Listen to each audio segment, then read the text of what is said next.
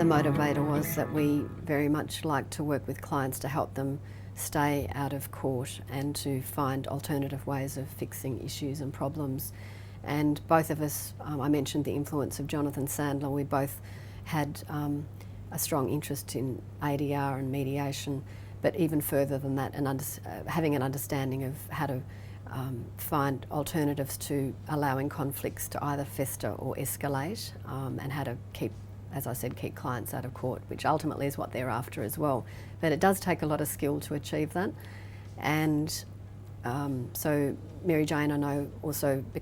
was trained as a mediator early in the piece, and a lot of our reading at the time was along those lines. So we were trying to look at what are the alternatives around keeping our clients out of court,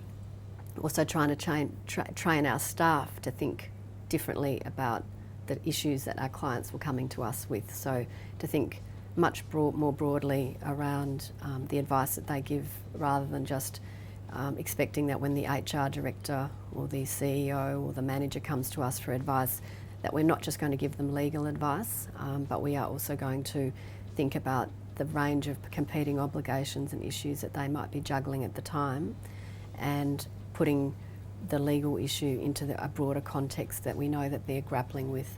I think lawyers typically are trained just to think about issues from a legal perspective and about risk and cases and drafting case law, when fundamentally the client is, yes, that is an issue and they need to know what the risks are, but that's not the primary driver for why they ultimately might make the decision that they do. So in those early years, some of it was about retraining ourselves, but then also trying to retrain our staff to have a broader skill base and be able to coach the clients around dealing with issues in a slightly different way that might head conflict off at the pass. And I think I can illustrate firsthand how that shift happened for me personally. So whilst I had been a partner in the medium-sized law firm, I only really felt truly like I was a manager of people when I set out with Justitia. And when you manage people, you also have to performance manage people from time to time. And I had unfortunately had to have a couple of encounters with people where I had to have those difficult conversations. And lo and behold, I found when I was having them myself that they are actually really stressful and highly emotionally charged experiences.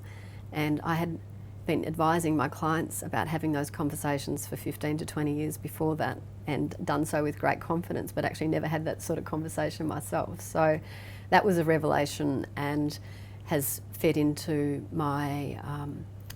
general approach that I was talking about coaching the HR people to have those conversations more effectively. And it makes me a better lawyer as well, to have experience as a manager of people.